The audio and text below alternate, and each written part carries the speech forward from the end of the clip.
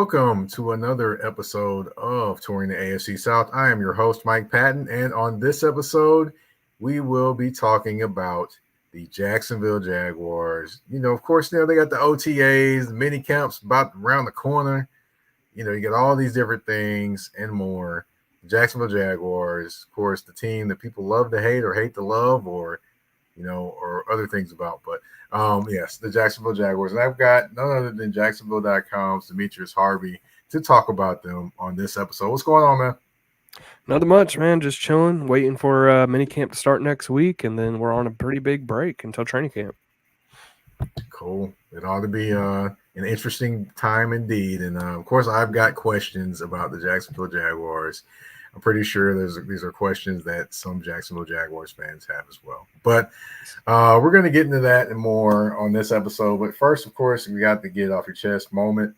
And this one is got to be talking about the NBA Finals. Now, of course, you've got Luka and Kyrie Irving on one side, and you've got Jason Tatum and Jaylen Brown on the other. Now, many give both of these sides grief. With Luka, you talk about his defense or not playing defense, but he actually does play better defense this year. So, hey, there you go. Mm-hmm. And then with Kyrie, you talk about a little bit of the things more off the court than on the court. But I will tell you, definitely you've got to give both of them props because Luka is actually playing better defense. Kyrie's actually doing his thing, playing defense. He actually said he wants to set the tone more playing defense. I was like, okay, what alternate universe are we in where Kyrie says he wants to set the tone playing defense? Wow, that was shocking to me. But that is spoken like a true leader, a guy that's matured on the basketball court and going out there and doing his thing because you know what he's going to give you offensively, but defensively, he seems like he's selling out even more to help his team win. Yep. Now, as far as flip side, you got Jaylen Brown and Jason Tatum. Now, I have always been on record to say Jason Tatum is a guy that his game bothers me. The reason why his game bothers me is because he is a guy that's going to shoot the impossible shot every single game. He's gonna shoot a fadeaway jump shot on the side. He's gonna shoot one at the top of the key. And he's 6'10", so please, why is he not going to the basket more? That's the thing that bothers me about him. But he did it a couple games against the Pacers, and I was like, okay, cool. He's showing me what he can do. But on the flip side, Jaylen Brown, I know people have talked about him only being able to dribble with one hand, but he's actually dribbling both ways this year. He's actually hitting clutch baskets. I mean, who can forget the corner three hitting game one versus the Indiana Pacers? Send the game to overtime. He's done those things routinely every single series throughout the playoffs. And be honest, he earned the MVP award, in my opinion, for the Eastern Conference Finals because he played great basketball throughout that series. So I got to give him props for not listening to the noise outside of him and talking about, he can't dribble but with one hand, but being able to, kind of overcome all of that, be a leader, hit big shots, and play tough defense, and just be that guy. When, guys like me had talked about, I don't know if that guy's going to be it because he can't go one way. So, he's proven me wrong, but he's gone more than, he's gone his right and his left. So there you go. You're doing your thing, and it'll be interesting to see who comes out on top and what duo is able to do as much as they can. But I had to give props for that. Call myself out some as well, just for some of my things I said or maybe thought about some of those players as well. You got any thoughts there, Demetrius? Yeah, just a couple, I guess. I completely agree with you about Brown just in terms of how he's been able to play. I'm a Heat fan myself, so it really pains me to see the Celtics doing anything of note. I still think if Jimmy Butler was there, it would have been a whole different story. But I digress. I think it's a fun matchup. Obviously, Luka Doncic and Kyrie Irving. You can't really have two bigger superstars right now. At least there, it just feels like it's going to be a great game. So, or a great series. So I'm excited about that, and it should be fun. Yeah, definitely going to be watching. June 6th is when the NBA Finals start, by the way, folks. So just kind of go ahead and lock that in. I know everyone is used to me talking about football, but hey, I do watch other sports as well. There we go. All right, so on this episode, let's get to what we want to talk about for real on this episode, and that is the Jacksonville Jaguars. And the first thing I want to get into is the new additions to the team. Number one new addition that I want to talk about, Gabriel Davis. Now, of course, I have talked about the inconsistencies in Buffalo, but I'm going to leave that alone.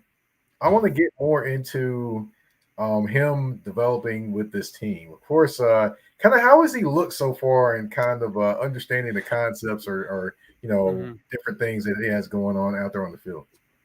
Yeah, I mean he's looked good. He hasn't been able to do too much of everything just because he's coming back from that knee injury. I guess he suffered during his time with the Bills. So he hasn't been involved in every single team activity. He's really only done some individual work. But from what we've seen, he looks good. He looks fast. He looks sharp. He looks big.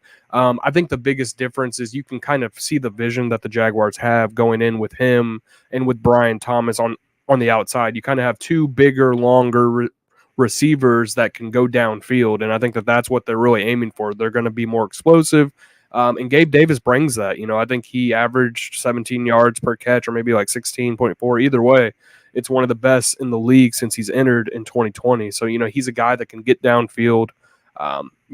Trevor talked about him yesterday. He was asked about Gabe Davis, and he said he's a great leader. He's a guy that's not afraid to get dirty. And I think that's one of the keys too. He's a guy that's going to be able to help them in the run game. That's something they really struggled on last season. You could see they weren't able to really do anything on the perimeter in the run game or up the middle, and a lot of that has been sort of changed because of the additions of former Buffalo Bills, honestly. So Gabe Davis and then obviously Mitch Moore's at center. So he's been doing well. I think that once we get into training camp, which is when he's going to be fully available to sort of roll, we're going to get a better sense of how he fits in the offense. But for now, he seems like he's doing a good job. Now, as far as the connection, you said being able to see if he's going to be able to do more or what all he's going to be able to do in the training camps and things like that. But has there been kind of the beginning of the connection or the chemistry between him and Trevor Lawrence kind of starting to show? I think it is, and we saw it yesterday too when we were at the OTA, their 7th OTA of the offseason. I think every team can get 10, so they'll finish that out this week. Him and Trevor were talking a lot during their sort of individual session. The quarterbacks work off to the side with a couple of the receivers, Evan Ingram, Gabe Davis, and sometimes Christian Kirk or maybe Brian Thomas. One of those guys will be around to sort of catch passes. And him and Trevor were sort of going through, here's how, or this is what I would assume was what was said. Here's how the route looks to me, and here's how the route looks to me. And they sort of just go through the motions. You can kind of see them working on footwork, working on breaks, things like that. So the chemistry starting to ramp up, and I think that this year especially, Trevor's really owned the sort of leadership role, and he's owned the time that he has with these wide receivers to be able to tell them, hey, this is what I like to see. When you run this route, this is what I like on this play, and the receivers are sort of doing the same back to him. And, with Gabe having been in the NFL for 4 years already or 5, however long it is now, he has a breadth of knowledge that he can impart onto Trevor, and he's sort of done that. He has all this stuff that he takes from the Bills and he can bring to Jacksonville. I think that that's sort of starting to come to fruition. Okay, all right. Of course, he's not the only addition. Of course, offensively, he's not the only addition with Mitch Morris. But I want to flip over to the defensive side of the ball. New defensive lineman Eric Armstead. Now, how does he look so far? Does he look like he's still got rehab from injury? Does he look like he's kind of rounding into game shape, or is there still a ways to go there? It feels like it might be a ways to go, and well, Doug said by training camp that he should be ready, but he hasn't been on the field really doing anything. He's been off to the side, sort of pulling the sled or pulling the weights and doing sort of rehab motions, I guess. But we'll have something up on Eric, and I will say there's something to be said about what he's talked about already through his podcast. really taken on that sort of leadership role with Jacksonville early on. He talked to Josh Allen about it, about sort of changing how this franchise views itself. For years, the Jaguars, as you guys know, have been terrible. They've just been not a good, not a successful, not a winning franchise. None of the synonyms.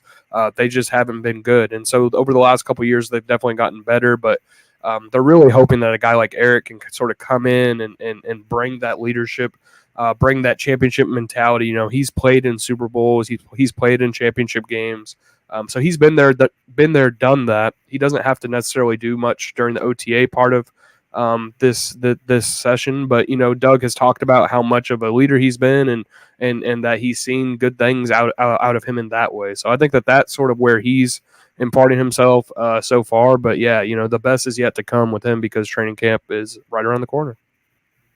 Okay. All right. Now, you mentioned leadership and things like that. That includes being a vet to the young guys. So, do you Yep. see him maybe talking to the guys, giving them different pointers, things like that, while in between maybe reps on the sled, things like that on the sideline? I haven't seen too much of that necessarily, but I mean, they talk all the time. We see them, chopping it up. Him and Roy Robertson Harris are sort of rehabbing together yesterday. So they were talking, him and I didn't necessarily see him and together per se, but I do think that that's something that he is bringing. I'm sure in the defensive meeting rooms, which we're not going to be in, I'm sure he's talking to them all the time. He's letting them know what he sees. They watch film, they're breaking it down. So yeah, he's doing as much as he can to sort of help and sort of get this thing rolling. Because you're right, those younger guys, the younger defensive linemen that they drafted in particular, are going to be needing this, assistance, needing them to sort of push it through. And I will say this, we're going to put out something on Eric Armstead eventually, maybe in the next few days. But he talked about Trayvon Walker during that interview, and he had nothing but good things to say about that guy. So I really do think that he's going to be a good addition to the team. He's helping the younger guys, and I think that that's probably the key for the next few months. Okay. All right. Well, the last guy, I certainly not least, I definitely had to talk about him. It's Savage C in Jacksonville. That'd be Darnell Savage. Is he still kind of playing exclusively at the slot right now, or are they trying to, pull the wool over our eyes and say he's playing the slot exclusively, but he's playing safety too? The funny thing is, and it sucks that I think but all three of these players, they're still coming back from injury. So Savage is another one. He kind of the first time I went out there, he was in there at safety, at slot. Like they sort of mix and mash it. He hasn't been necessarily 100% at slot from what I had seen, but also he hasn't been on the field very much because he's also coming back from a shoulder injury that he suffered with the Packers and is still rehabbing through that. He wasn't at Wednesday or at yesterday's practice, so he's a guy that I haven't seen too much of, and I hope that maybe we can see more of later. But I really do think this time of the year, because the Jags, from what I've seen with how they've manipulated their secondary, it's more they feel like these guys can sort of play multiple areas. They feel like Jarian Jones, for example, can play inside and out. I've seen it.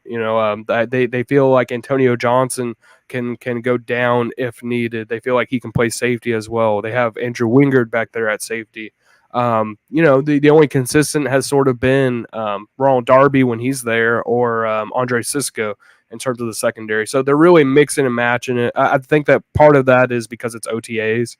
But getting back to Savage, I do think that he's going to be a guy that's probably going to play slot most of the time. I don't think he's going to be the starting safety in terms of an every down safety, but I can see him, perhaps in base packages when they're not playing nickel, he's going to be back there with Cisco at safety. So that's sort of my read on the situation. I mean, other people can have different reads, but that's where I'm at. Gotcha. I'm very interested just to see. They paid this man a lot of money, so I hear people saying about he's going to be a slot corner, but that's a lot of money to just pay for a guy to be in the slot. That's just my thinking. But Yeah. we'll of course you mentioned a few other guys we're going to talk about in terms of rookies. But of course, we'll get into that a little later. But first, of course, we got to take a commercial break. And I got some big questions for this Jacksonville Jaguars team, and they've been on my mind. So I want to kind of ask you about them since you're around the team a lot closer than I am. But of course, first we have to take this commercial break on Touring the AFC South. EBO Beard Butter and EBO Beard Wash are two of the best beard grooming products for men worldwide. They help promote growth, keep your beard moisturized and soft, and enhance your overall upkeep of your facial hair. And with the new promo code MPAFC10, you can get 10% off of these products. Just go to www.etsy.com/shop/EBO Beard Butter. Again, that's www.etsy.com/shop/EBO Beard Butter. And again, the promo code MPAFC10. Again, MPAFC10, where you can get 10% off any products except for beard boxes. So treat your beard better today by going to get these the EBO Beard Butter and EBO Beard Wash.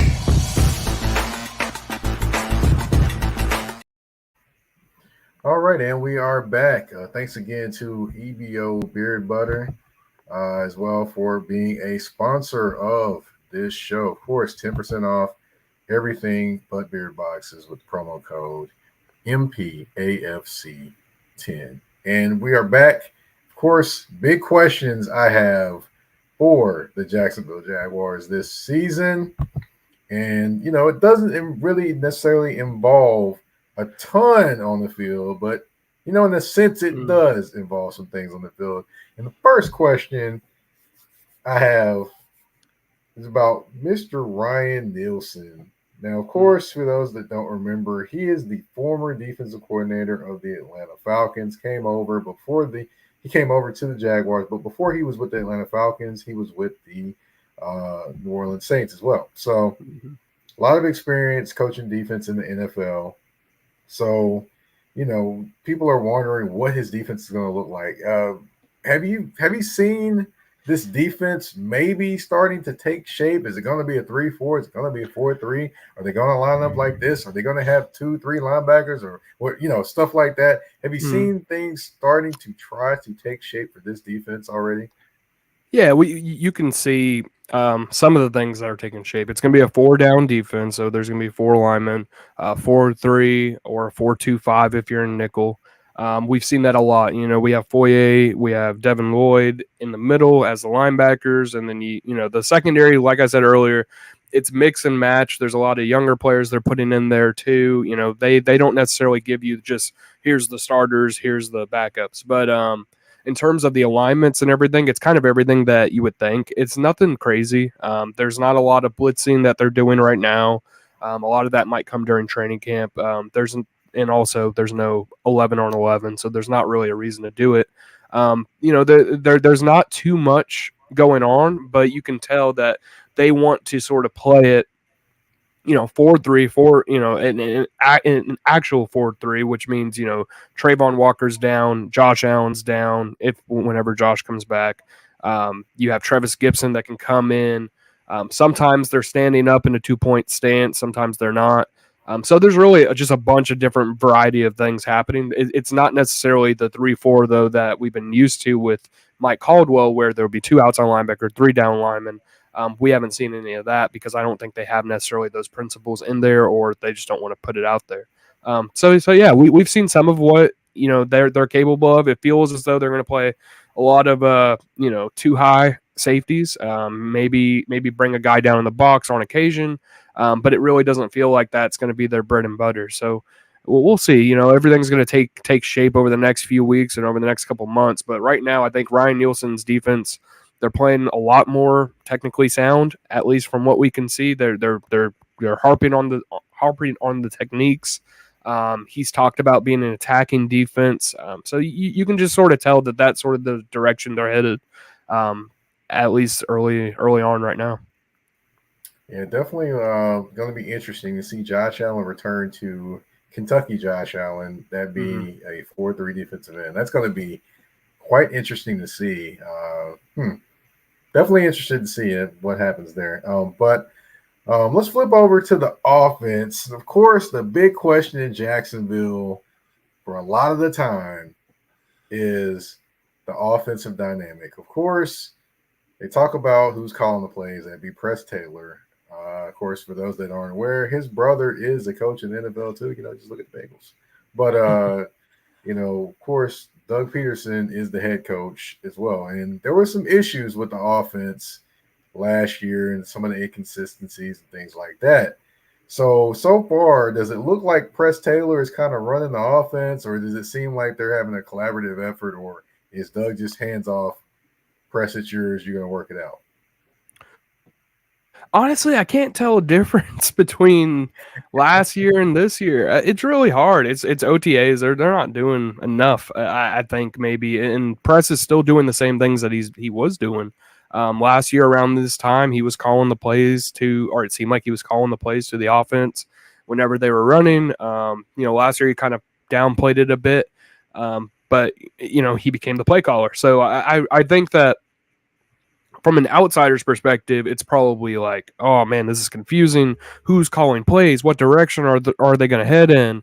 All that kind of stuff. But I think from an internal perspective, I think they're pretty calm. And in my opinion, this is not necessarily a report or anything like that. But in my opinion, Press is going to call plays just as he did last year. To me, I think if they were going to make a change, it would have already been told. Or even if it's not been told, it would have been expressed some way through the media, whether it be through sourcing or whatever the case may be. From everything I've heard, nothing's changed in that regard. Trevor Lawrence said that Press Taylor would be calling the plays, or at least that's his assumption so far, and that was back in April. So, I think that right now everything is sort of status quo. I think that Doug has just as much impact on the offense as he has over the last couple of years. Perhaps maybe he's branching out a little bit more into all three phases like he did last season.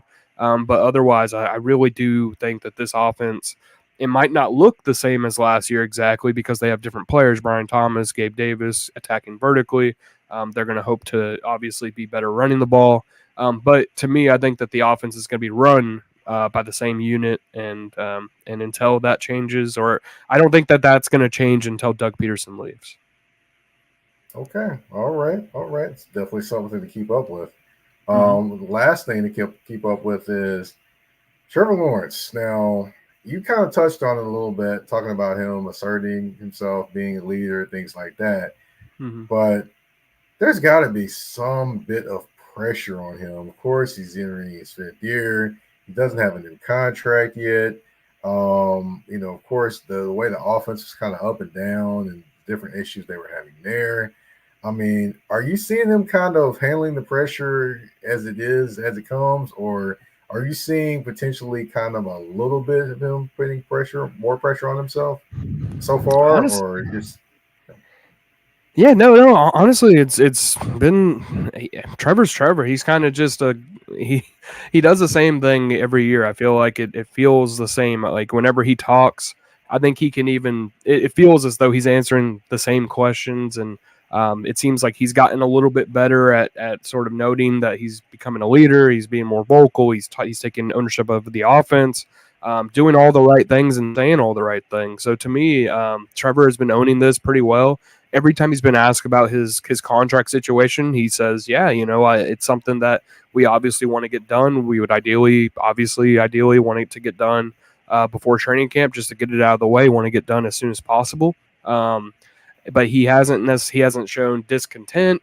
I think it's actually right now you can sort of compare it directly to a situation where this morning it seemed like he was a little bit waffling on the type of word that he wanted to express on how he's feeling, whether it's frustrated, annoyed, happy, sad, whatever, we don't know, but he was having a tough time figuring out what to say.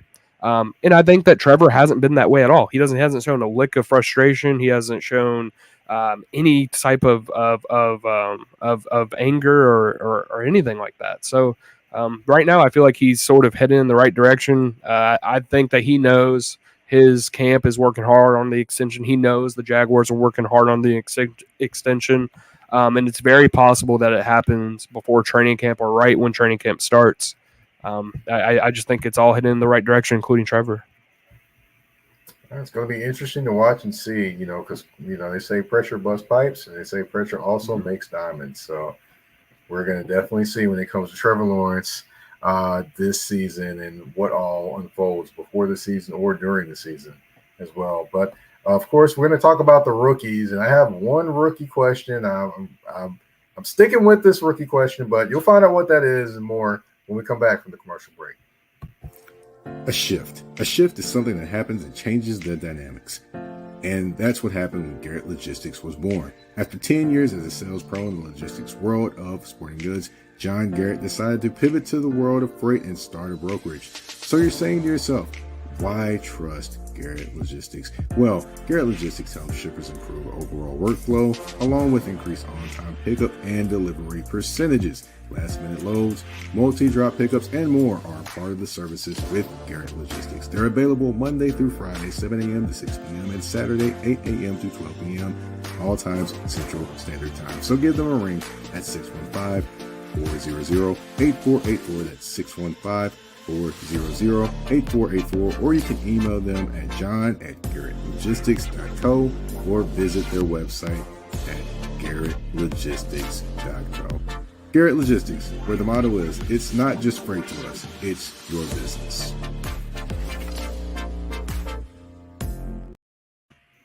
All right, and we are back on Touring the AFC South, and last but certainly not least, we got to talk about the rookies. Yes, there could be potentially some rookies making impact for the Jacksonville Jaguars, and the guy that they are hoping makes a great impact, that would be Brian Thomas Jr. And of course, he's been out there. How is he looking so far in making this transition from collegiate star to rookie in the NFL?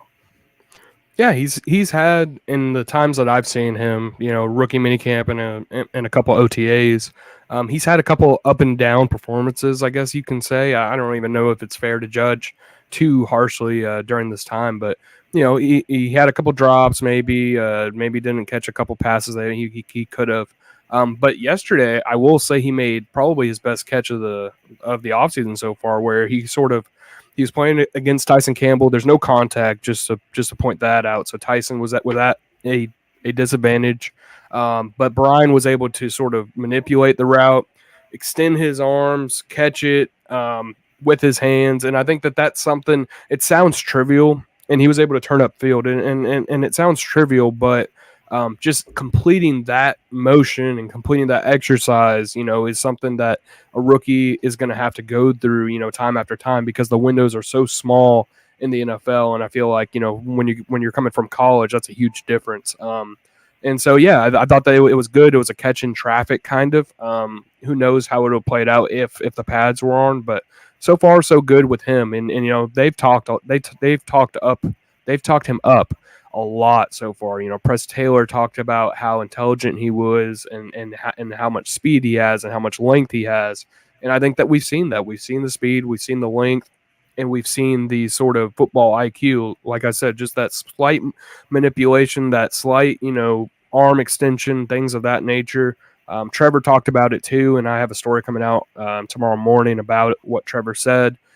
Just how smart this guy is, and he's a quiet guy. He's not asking questions too much right now, and they're trying to get him to ask a few more. But the underlying story is that he doesn't necessarily need to ask too many questions, just because of how easy it is for him to sort of soak in the knowledge. So yeah, I think he's doing a great job so far. Obviously ups and downs like any rookie's going to have, but I think he's heading in the right direction and no injuries, so that's positive. Well, for those that aren't aware in terms of manipulation of a route, what Demetrius is talking about, and he's talking about, of course, straightening up or getting the defensive back on your back, or kind of the angles or different things or different points you're attacking the defensive back to set up your routes. That's the thing that he's talking about in terms of manipulation of routes. Just want to kind of, educate my viewers a little bit, Demetrius. I'll just sit here and host the show. I actually do know football. So here we go. Just kind of have to remind folks every now and again. But, I do want to talk about Mason Smith. Of course, he's that's Big Mason because, with two A's. So, So I'm sorry, with 3. Or is it 2? It's 2. I'm sorry, it's 2. It's 2. It's 2. It's 2. But how is he looking so far, and how is he fitting in so far? Yeah, no, he's looked solid. I think that when the pads go on, we can really tell about these bigger guys. But he's. I'll say this: the guy looks like if you thought Trayvon Walker was built in a lab, this guy is the 2.0 version of that in terms of built in a lab, just physique. The guy is tall, big, strong. You can tell he's a football player. You want him on your team. Every single team in the NFL would have taken him at some point in the draft. And every single team would sign him, and I think it's only because of the size. But when you look at how they might be using him, down the line potentially, inside probably to start, I think that is going to be huge for them. And it brings us back all the way to your first question about Eric Armstead and everything. He's a guy that kind of projects similarly to him. He is a 6 foot, 5. 38-inch arms or whatever, however long his arms are. He's a lengthy guy, and he's a guy that's going to be able to play multiple positions because he's not some, laboring 350-pound defensive tackle. He's a slim, I think 310 or 305, something like that. Slim as in slim for a defensive tackle, not slim as in like Brian Thomas. But yeah, no, he's a big guy. It seems like he's going to fit into the defense pretty well. I'm really curious to see once the pads go on, once they can actually hit, how he's actually going to be able to fit in, because I think that he's going to be a huge piece of their defense this year. Definitely. It'll be interesting to see. Another thing interesting to see that, of course, I talked about this when I talked about the Jacksonville Jaguars draft and why I did not like it.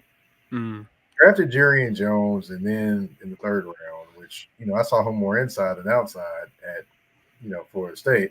Then they drafted DeAndre Prince, which I actually thought was a huge steal in the 5th round out of Ole Miss.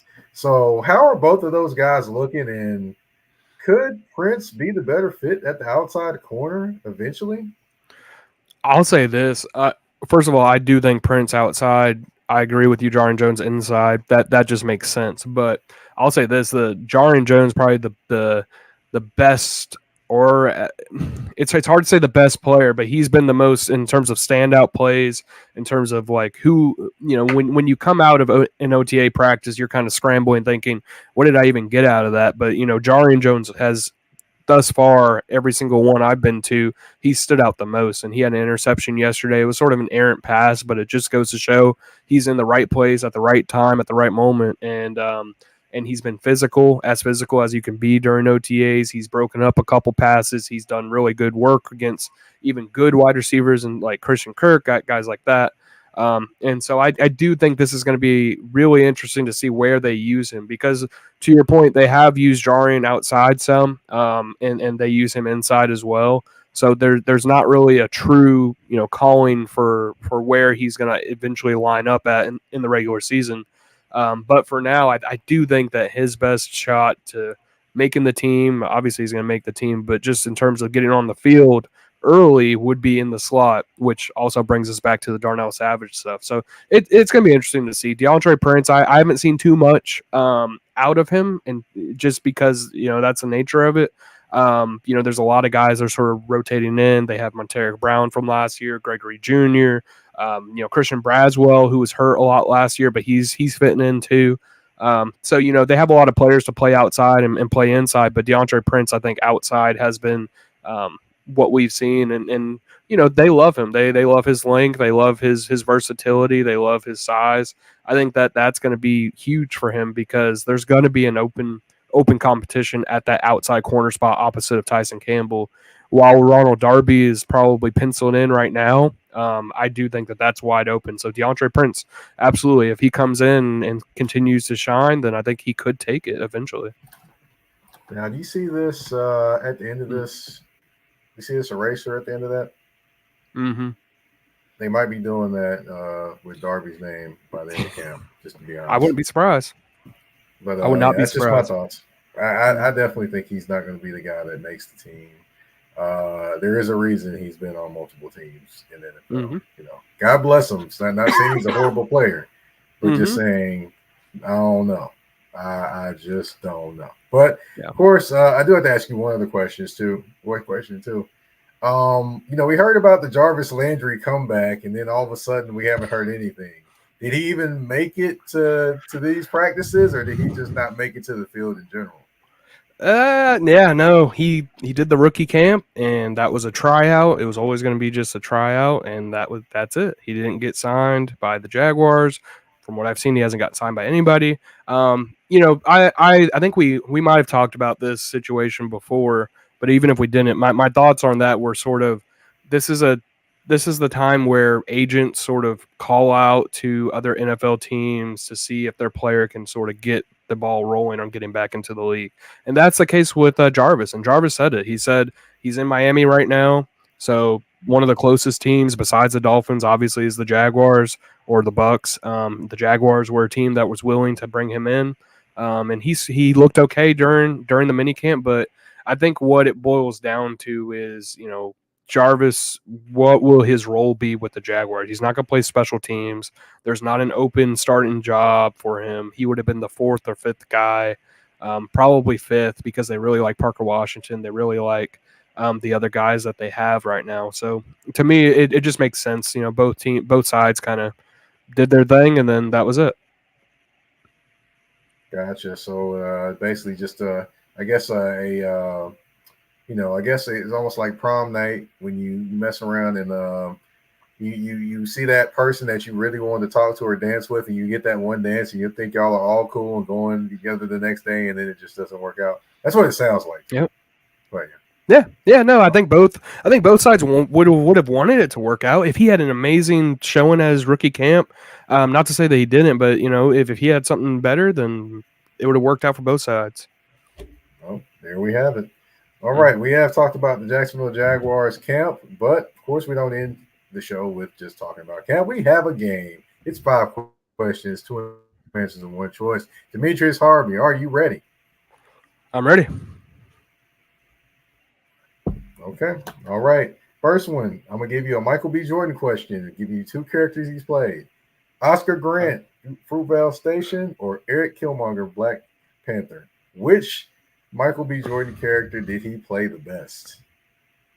I'll be honest, I did not see the first film, and maybe that's a knock on me. Man. Oh. It was rough, though. It was rough at the end. Was it? Okay, yeah. So, I mean, Killmonger. Man, that was rough. Okay. All right. We're gonna give you. I give you a pass on that one this time, but you got to check that movie out. It's tough to watch in some parts of it, just for sure, especially the ending. But let's see. I'm gonna give you 2 Rick Ross songs. You got to pick one. I got Aston Martin music or Diced Pineapples. Ooh. I'm just gonna go with the one that I heard more than anything else, and Aston Martin music is going to be the one. I think that's probably the most popular, one of his most popular songs. So I'll go with that one. Probably goes back. When did that come out? That was like Aston Martin music was like 2011, 2012, I think. Yeah, I was about to say that was like right at the start of college for me, at least. So yeah, probably Aston Martin music. Got you. There's a particular gentleman on there that he likes to call. Never mind. We'll leave that alone. Yeah. But all right. Let's see. Houston or New Orleans? Which city would you like to? Do you like better? No offense against either one of those cities. It's probably New Orleans, just because at least it has like some like vibe and feel and fun and like interesting. I've been to Houston a few times, and I'm not gonna lie, it's not the city for me. I don't think there's too many highways, too much traffic, too many people. Just nothing good for me. Sorry, Houston fans. There we go.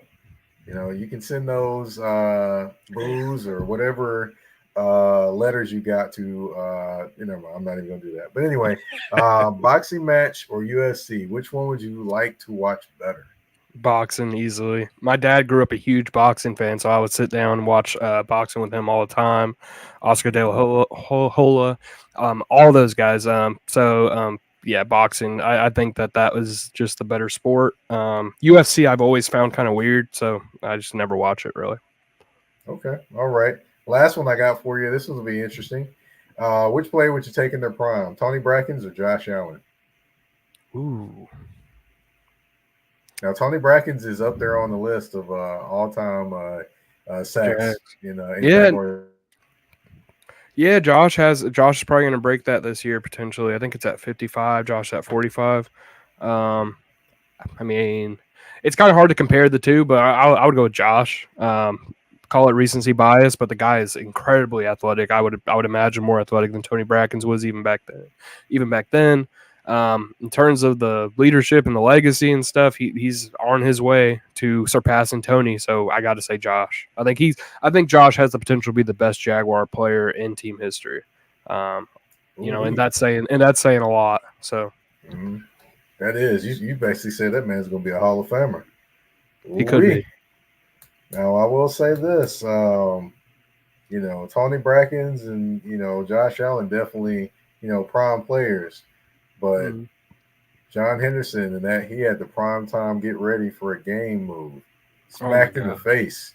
That was the prime time get ready move in all of football. Easily, and I wish that Madden would have been a better game to include that or something, or do something with that thing. Because man, that would have been amazing to get hype, see John Henderson get slapped, and then get onto the field. That would have been fun. Oh man, I'd love to ask him how he came up with that. But that is 5 questions, 2 answers, and 1 choice. We have reached the end of the show. Demetrius Harvey, if you can, tell everyone what you're working on, where they can find you on social media, any other things you want to tell the people. yeah. I mean, as I talked about earlier, we got the Trevor Lawrence talking about Brian Thomas, talking about Gabe Davis. So gets more from him than me from Jacksonville.com. That's coming out tomorrow morning.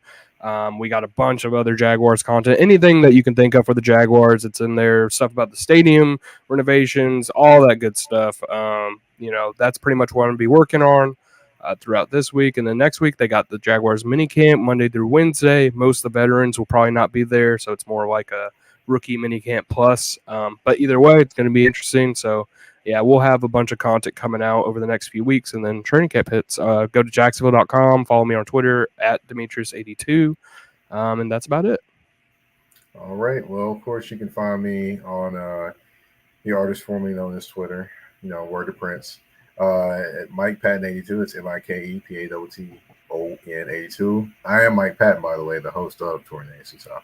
Also, you can find me on Instagram and Threads at the THA, not THE, _general_MP. Of course, you can find Touring The AFC South on YouTube, where you can actually see our faces and see our expressions as we talk about the Jacksonville Jaguars. And you can also find the show on all listening platforms, whether it's Spotify, Apple Podcasts, Google Podcasts, iHeartRadio, you name it, we are there.